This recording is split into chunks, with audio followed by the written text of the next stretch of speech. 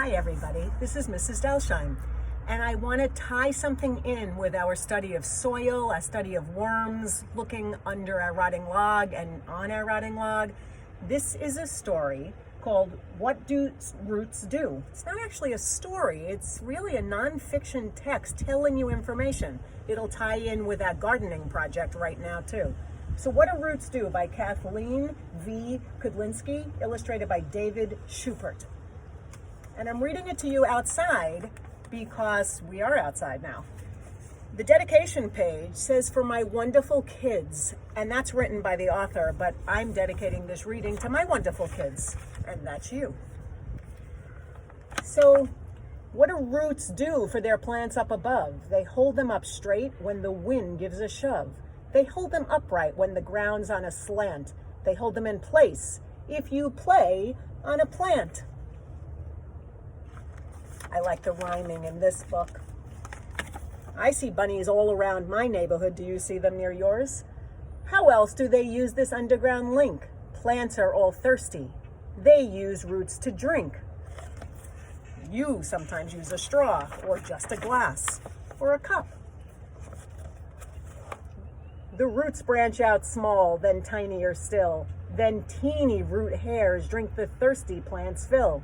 Roots suck water in, then they send it up high, through tubes far too tiny to see with your eye. So there's a magnifying glass showing you what they look like up close. It zooms it in. Water flows up through rootlets, then taproots. The illustrations are fantastic. And trunk, then branches.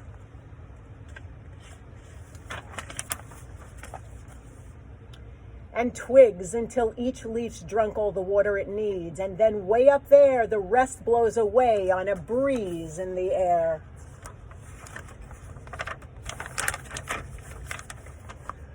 Palm, pine, or maple, it's always true. Half of the tree will be hidden from you. Now, mathematically speaking, it doesn't look exactly like half to me. It looks like a large portion, but not quite half. Shadowed by treetops, green ferns and moss grow. So do their roots in the darkness below. In sunny yards full of grass, weeds, and clover, you could see all the roots if you turned the dirt over, but you wouldn't do that. It wouldn't be wise. When you break off roots, often a plant dies. Your garden is brightest and makes the most flowers when the roots have been watered by hose or by showers. So the botanist would be watering the plants right now. Food grows in the garden, in vegetable row. Some ripens in sunshine, but some hides below. Carrot and radish, potato and beet. The underground root is the part that we eat. And this page is actually why I'm reading the book to you, because I got so excited that I love carrots. My dog Cindy loves carrots, so I have lots of carrots. So I took this carrot, a carrot like this one, cut it about here, put it in a little container of water, and look what started happening out of the top. It started growing. So I don't see any roots down here, do you? I did it with another one. This I just started a few days ago. So this is very little compared to this one, which I started 2 weeks ago. So I don't see roots, or is the carrot the root? We just heard a bit of information. I'm also trying to grow an avocado. So I took an avocado. The dark part is because it's been resting in water. I'm seeing if I could grow an avocado plant right now. The book inspired me. Maybe it'll inspire you. When we studied the Hopi, you learned all about the desert and what grows in the desert. The roots of a cactus spread far to the sides or reach deep in soil for water that hides.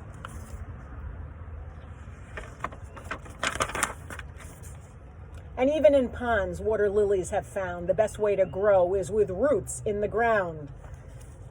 next time you go out kayaking or in a lake or a pond, notice those lilies. They're pretty amazing. They're beautiful, and you could see the roots right under the water.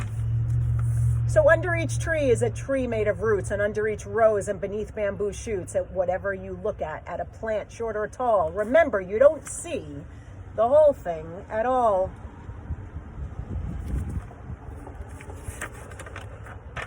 So this book, this has about the author and about the illustrator, and the information that it shares is pretty interesting because the author loves nature. She taught science in elementary school for a long time, and now she's the author of 32 books. And the artist is an award-winning artist with a wide range of themes, from natural science and wildlife to portraits. So this particular book is in verse. I really liked it.